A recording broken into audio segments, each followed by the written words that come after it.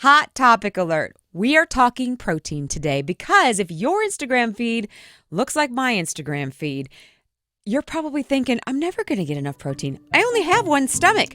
Well, good news. We have a guest in studio today who's going to talk about how much protein we actually need and where to get it. I'm Sarah King, and I have a lot of questions. What exactly happens when you orgasm physically? What can we learn from our poop? You gotta get that protein. Get that protein. Ladies, you need the protein. Do you think it's been exaggerated? If I have sex the night before my pap smear, can it mess up my results? In this show, I get to ask all these questions to WakeMed doctors who happen to know everything about everything. Sarah Has Questions is a production of Capital Broadcasting Company and Mix 101.5. It's presented by WakeMed. I am so excited to talk to Marissa Robinson. She is a nutritionist with WakeMed, and we are talking protein. Yes. Yep. And it's like a buzzword now. I used to go to Burn Boot Camp, and they sold me protein powder, and I put it in stuff, and I had it. And they just kept emphasizing how important protein was. So we're going to start right from the beginning. Let's do it. Yeah. Okay. So why do we need protein? What's it for? Yeah. So protein really serves as the main nutrient that helps us to build tissues, maintain tissues, and different cells as well. Okay. But the reason you probably hear so much about it in the workout space is because it's a primary driver of our muscle mass in our body. So it helps to make sure that our muscles are staying strong. It helps us to build more muscle mass. And there's lots of other reasons too. I mean, it helps with hormone regulation and our immune system function and things like that as well. But we really think about protein as being that building block for our body. So it really just helps us to build different tissues. Okay. Well, I want to get back to that. You said it was hormone regulating? Yeah. How is that? Yeah. So, I mean, hormones in our body are really all just components of many different types of protein. So, Is that right? if we're not getting enough protein, then there's nothing to build upon.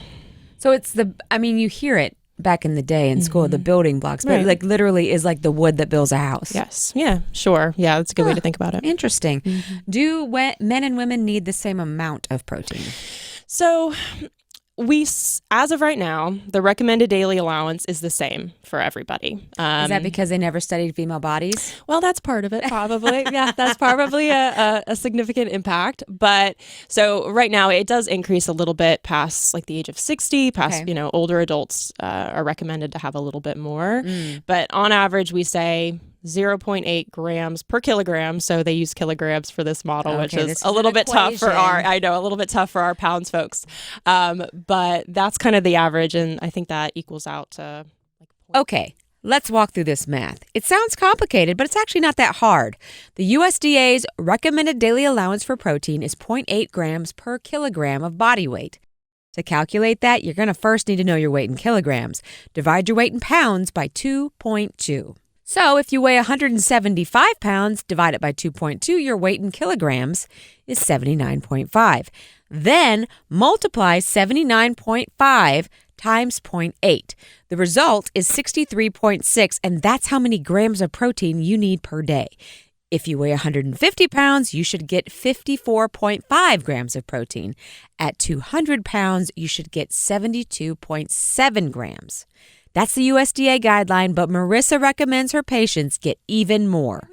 I usually tell people a little bit higher than that. So I would say 1 to 1.2 grams per kilogram of body weight. Okay. Sort of at a minimum, because I think that tends to be a little bit closer to what people need. And, evidence does seem to back that up as well.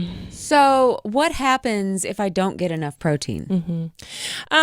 So we wouldn't really ever be very concerned about it unless you were very, very low. Consequences of protein deficiency are not going to show up very quickly, and it would be more malnutrition than anything else. So for most of us, that's not something we have to be concerned about.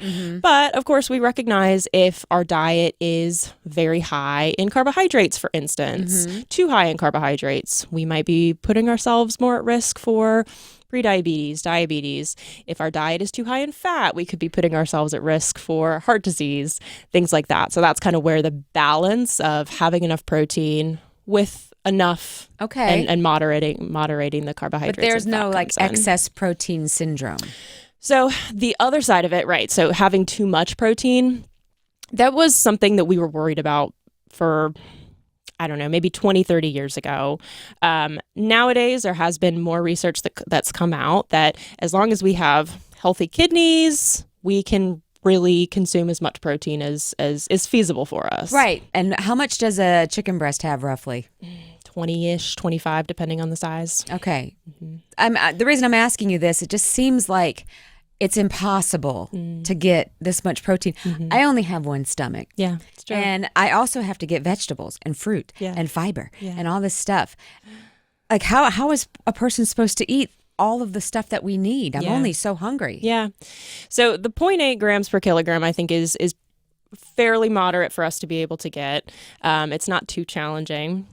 Really, I think one of the best things for us to do is just set the intention that we're having protein at every meal, every snack that we consume. That's just should be baseline. Which is what I've started doing because I heard, and I'm interrupting you, I'm sorry, but that women who are in perimenopause and menopause, I mean, I hear our protein is different than any other time in our life. Is that correct? So protein recommendations, I think protein's really huge for not just the muscle mass, but it also helps to maintain our bone strength as well. So particularly for women in this perimenopause and then postmenopause phase, that's when we're most concerned about our bone density. And so that's kind of why we might say be really cautious of your protein around this age, because we want to make sure it's not going to be a problem postmenopause. Yeah, don't get brittle bones. Right. Okay. Right. So yeah, protein at every snack. That's what I've been doing. Are all proteins equal though? I mean, does your body absorb a powder or a supplement the same way it absorbs an egg? Sure. So we are always going to say try and get whole food first. Supplements should be just that, supplementing your diet. That being said, it can be difficult to get enough protein, especially if you're trying to go higher than maybe like 1.5 to 2 grams per kilogram of body weight. It can be hard to get enough protein from whole foods alone. So the difference that we'll see, plant-based foods and animal proteins are a little bit different. Okay, that was my next question, because how are vegans doing this? So they are all proteins are made up of different types of amino acids. We have some amino acids that we make in our body, some that we have to get through diet alone. Okay. The ones we need from diet are called essential amino acids. All animal proteins are complete proteins, which means they have all of our essential amino acids, while most plant-based proteins are incomplete, meaning they do not have all of our essential amino acids. Okay. There's a few exceptions. Soy, for instance, tofu, tempeh, things like that. Those are complete. That's a complete protein. Okay. Which is why that would be so impactful in a vegan or plant-based diet. Gotcha. But for the most part, if we are consuming plant-based proteins, we have to be more conscious of trying to fit foods together that would make an essential protein. So I hear that beans with rice is a complete protein. Is that exactly? Okay. Yep. And things like peanut butter and bread. So having like peanut butter on toast. Really? So it's traditional food combinations that are not going to be seen as strange anyway. Yeah. So we might be doing a better job of that without even thinking about it. Right. But it's a consideration we have to make. Okay. So is it the carbohydrate itself that unlocks or completes the protein? No. So even though we might not think about bread or rice as being protein foods, they do still have some protein in them, and they will still have some of these amino acids. Gotcha. So what are the highest sources of protein someone can eat? Yeah. So animal proteins are traditionally going to have more protein than plant-based proteins. Soy is pretty high in protein, as are some types of beans and lentils. But you need to eat them with rice. Sure. Or bread. Sure. Yeah. So there would be combinations we would have to make. Okay. But certainly, different types of meats, fish, eggs, dairy products, those tend to be our largest amounts of protein in a single serving. Okay. From the animal side, at least. Okay. Does it matter when I eat my protein? If I eat it after I exercise, like immediately after, is that going to be more beneficial, meaning I've absorbed it more? Sure. Or can I just eat it whenever and it's all the same? It's a good question. So in general, we recognize that the whole day matters more than any one time. Okay. That being said, it's not a bad idea post-workout for us to have a well-balanced meal that has protein, that has carbohydrates. Okay. Because we do recognize that that's going to help with our recovery from that workout. Okay. Are there any activities or food that leaches protein from our bodies? So, I mean, we're always going to burn. So, I mean, we do store some amount of protein in our body, but it's not very significant. If we are having to use, for instance, if we are sort of in a more potentially malnourished state, if we're not consuming enough calories, that is a time when our body would break into those protein stores and burn some of those things to create energy for us. And so they're going to take it from your bones? You're going to take it from your muscles? Muscle mass primarily. Okay. Yeah, so our muscle mass would decrease in that state. And so that's a consideration I think we have to make if we're in a calorie deficit. So if we are in a weight loss state, whether it's intentional or unintentional, and if we're just not consuming enough, we will burn some of that muscle mass. And that's certainly a concern. Interesting. How about alcohol? Does it affect protein at all? Or because I mean, it always feels like I have to ask this question because it seems to affect us in so many different ways. Yeah. I couldn't tell you the exact if there is a real mechanism for how that affects it. But I mean, certainly in the case of, excess alcohol users, alcoholics, if they are consuming more alcohol than they are food, then it's very, very possible that they could be malnourished. Gotcha. So. All right. Well, those are all my questions. Now we're going to go to listener questions, and these are always fun. Let's do it. All right. So first question is, how do your protein needs change with your monthly cycle? This is for a lady, obviously.